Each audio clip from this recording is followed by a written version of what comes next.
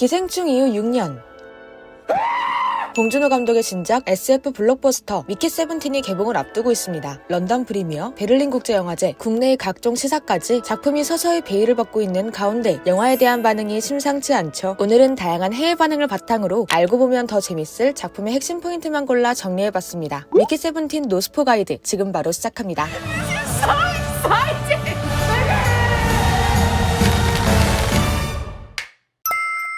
미키 세븐틴을 본 해외 평론가들이 공통적으로 언급한 한 가지, 이번 작품에도 봉준호 감독의 DNA가 생생히 살아있다는 거죠. 수직적인 카메라 워크를 활용해 계급 구조를 시각적으로 표현, 부유층과 빈곤층의 격차를 무너뜨린 스토리로 전 세계를 사로잡은 기생충을 비롯해 매 작품마다 자본주의의 윤리적 문제를 냉소적인 풍자로 풀어내왔던 봉준호 감독. 그 중에서도 미키 세븐틴을 리뷰에서 가장 많이 언급된 두 작품이 있었다는데 바로 설국열차와 옥자입니다. 모든 것이 얼어붙은 미래, 살아남은 인류가 한 대의 기차 안에서 살아간다는 상상력으로부터 시작된 설국열차. I belong to the front. You belong to the tail.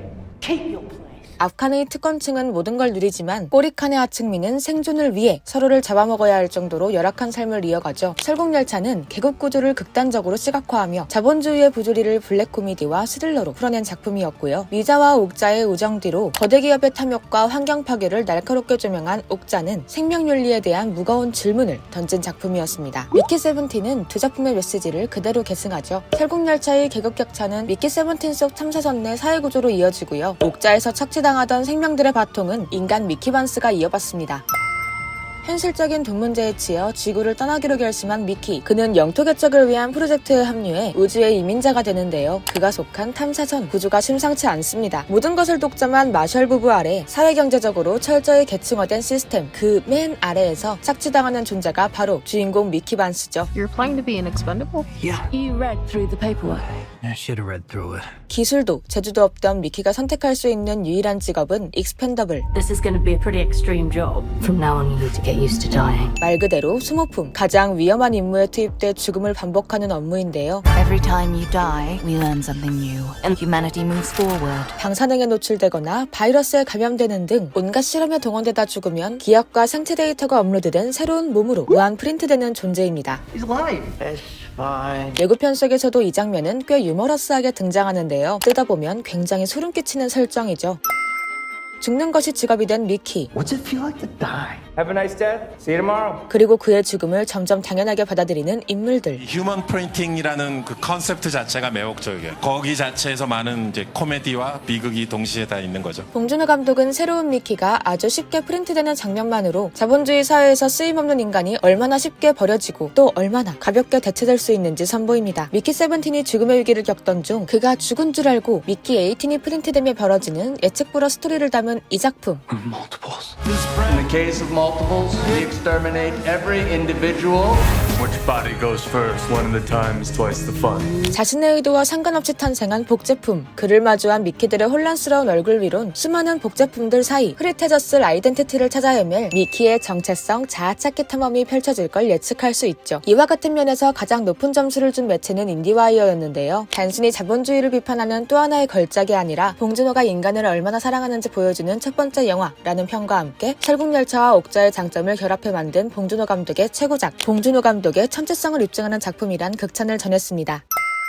미키 세븐틴은 봉준호 감독이 처음으로 할리우드 메인 스튜디오인 워너브라더스와 함께했다는 사실로도 화제를 모았습니다. 영국에 위치한 리브스텐 스튜디오에서 촬영이 진행됐는데요. 온갖 블록버스터 영화들이 거쳐간 공간이고요. 촬영 감독은 세븐, 에이리언4, 옥자, 언컷 잼스 등의 카메라를 잡았던 다리우스 콘지, 미술 감독은 더 페이버릿으로 오스카 미술상 후보에 오른 피오나 크롬비, 이에 기생충의 활력을 더했던 양진모 편집 감독과 정재일 음악 감독까지 유명 제작진의 이름에 더해 마션, 그래비티보다 더 높은 제작비가 투입 작품이라 할리우드 스타일의 스펙터클 SF 비주얼을 기대하시는 분들도 많았겠죠. 아마 워너브라더스도 그랬을 거고요. 하지만 해외 매체들은 이 작품이 기존 할리우드식 SF 블록버스터와 차별화된 문법으로 새로운 스타일을 구축해냈다는 데 주목했습니다. 미키 세븐틴 홍보차 내한한 로버트 패틴슨은 촬영 현장을 떠올리며 스타워즈처럼 보이는 세트장에서 일하다가 그 안에서 가볍고 재미있는 장면을 촬영하는 SF 영화는 흔치 않다고 생각했다. 봉준호는 용감한 감독이라고 생각한다. 라는 소감을 밝혔죠. 봉준호 감독 역시 베를린 국제 영화제 기자간담회를 통해 우주선이나 광선검 같은 전형적인 SF 요소보단 구멍난 양말을 신은 캐릭터들의 모습이 보이길 바랐다며 SF 영화는 우리의 이야기를 판타지로 풀어낼 수 있는 매력이 있다 라고 설명했는데요. 이를 종합해봤을 때 미키 세븐틴은 SF 블록버스터의 외피를 두른 지독하게 현실적인 이야기일 것으로 예상됩니다. 인류를 뒤흔들 거대한 사건을 해결하는 영웅의 이야기가 아니라 끝없이 반복되는 고된 노동과 고통, 그리고 그를 버틸 수 있게 도와주는 사랑을 조명한 작품. 그다지 화려하지 않은 SF라는 봉준호 감독의 설명이 가장 정확하겠죠.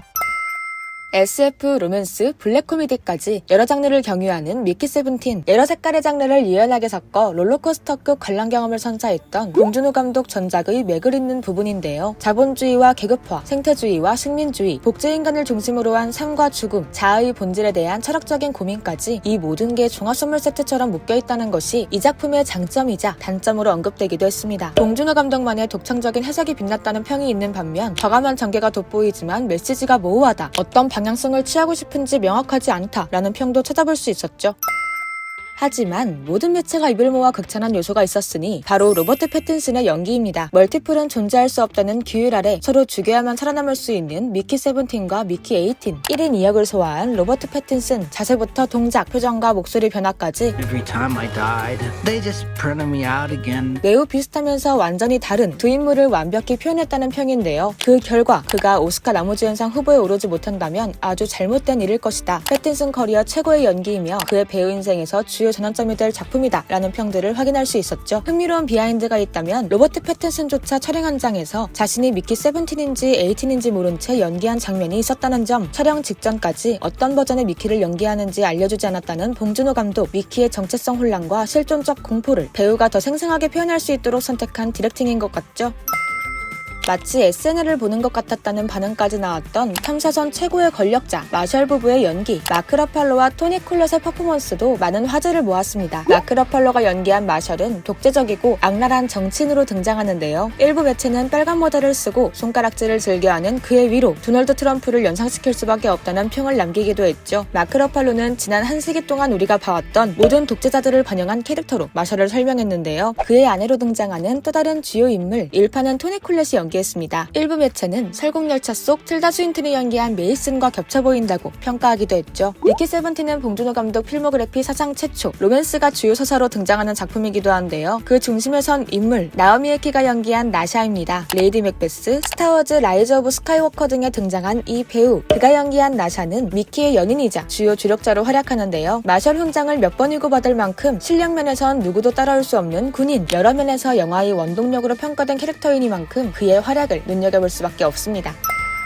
그래서 정리해보자면 미키 세븐틴은 우리가 봉준호 감독의 작품에서 봐왔던 다양한 사회적 주제를 우주라는 배경으로 쏘아올린 SF 영화입니다. 하지만 스케일과 스펙터클을 앞세운 SF 블록버스터가 아닌 노동계급을 위한 SF이며 한 남자가 자신의 행복을 찾는 여정을 담은 작품에 가깝죠. 직접적인 상징과 친절한 서사로 인해 교과서와 같은 느낌을 주는 영화이기도 하면서 배우들의 연기는 흠잡을 데 없이 훌륭하고 캐릭터 중심의 강도 높은 블랙 코미디 영화라는 점을 예측해볼 수 있었는데요. 이 모든 요소들이 관객에게 어떻게 다가갈지, 개봉 후 전 세계적으로 얼마나 큰 반응을 이끌어낼지 기대해볼 수밖에 없습니다. 오늘 제가 준비한 이야기는 여기까지입니다. 오늘 영상이 유익하셨다면 좋아요와 구독 부탁드립니다. 시청해주신 분들, 구독자분들 모두 감사드리고요. 저는 다음에 또 다른 영화 이야기로 찾아오겠습니다. 감사합니다.